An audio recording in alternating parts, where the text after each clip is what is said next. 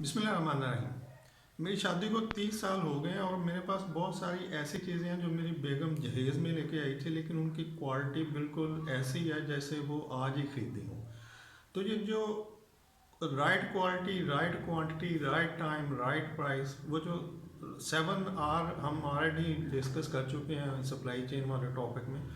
तो ये जो 5, 6 या 7 राइट जो है, जिसमें right quantity, right quality, right price, right time, right supplier, ये सारे राइट जब मिलते हैं तो फिर वैल्यू ऑफ मनी निकलती है। अगर आप बुज़ुर्गों को देखें तो वो जब भी कोई चीज़ खरीदते थे वो कहते थे कि यार ये इतनी देर का हो। जैसे अगर फर्नीचर ख़रीद रहे हैं तो वो एक्सपेक्ट करते थे कि ये कम से कम एक जनरेशन जो है वो पूरी उसको इस्तेमाल करे और वो एंड तक, जब तक वो बंदा मर ना जाए, वो फर्नीचर ना टूटे, ना ख़राब हो, ना कुछ। तो ये इसको कहते हैं वैल्यू फॉर मनी। ये जाहिद कमर साहब का क्वेश्चन है। इन्होंने किसी कमेंट्स में लिखा था कि मैं इंटरव्यू में गया तो वहाँ मुझसे पूछा गया कि वैल्यू फॉर मनी क्या है। तो जो मैंने एग्जांपल दी ये सिंपल आपको एक अंडरस्टैंडिंग के लिए दी थी कि वो जो बुज़ुर्गों का कंसेप्ट था कि जो चीज़ हम ख़रीद रहे हैं वो इतनी देर पा हो कि वो बंदा अपनी पूरी ज़िंदगी उसको इस्तेमाल करता रहे। जूता ख़रीदना है तो वो बिल्कुल इतना देर पा हो कि सालों चले। कोई फर्नीचर ख़रीदना है, कोई और घर की चीज़ ख़रीदनी है या घर बनाना है तो उसकी फाउंडेशन इतनी मजबूत हो और वो इतना चले। तो बुज़ुर्ग मतलब पहले कुछ ज़माने तक लोग जो प्लान करते थे वो इसी तरह से करते थे कि अभी जो हम स्पेंडिंग कर रहे हैं, जो खर्च कर रहे हैं जिस चीज़ के ऊपर, इस चीज़ की जो क्वालिटी, क्वांटिटी, इसका टाइम, ये इतना पायदार हो कि हम इसको कई सालों तक चलाते रहें। तो इसको कहते हैं वैल्यू फॉर मनी। जब भी प्रोक्योरमेंट वाले कुछ परचेज़ करते हैं, कुछ प्रोक्योर करते हैं, तो वैल्यू फॉर मनी से मुराद यही होती है कि उसकी प्राइस लोएस्ट कोई चीज़ नहीं है। Lowest price mean inferior quality. ये तो कॉमन सेंस की बात है कि अगर प्राइस कम है तो क्वालिटी भी कम है।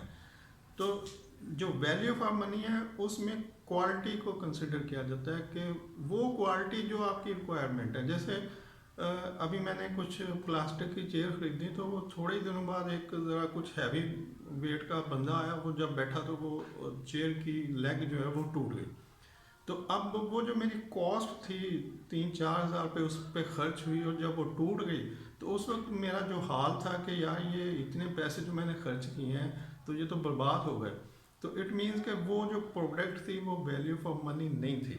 तो वैल्यू फॉर मनी से मुराद है कि आपको रिटर्न में जो चीज़ मिल रही है वो इतनी पायदार हो या इतनी अच्छी हो या इतना टाइम चले जितनी आपकी रिक्वायरमेंट है। यानी प्रोडक्ट की क्वालिटी वो होनी चाहिए जो एंड यूज़र को रिक्वायर्ड है।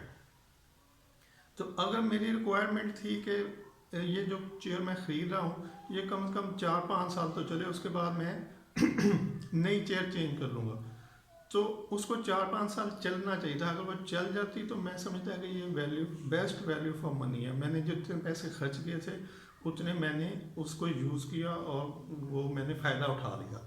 तो वैल्यू फॉर मनी से मुराद है quantity, right quantity, right quality, sorry quality first, right quality, right quantity, right price, right supply, right time. तो ये सब चीज़ें जब इकट्ठी होंगी तो आप उसको कहेंगे कि ये बेस्ट वैल्यू फॉर मनी है।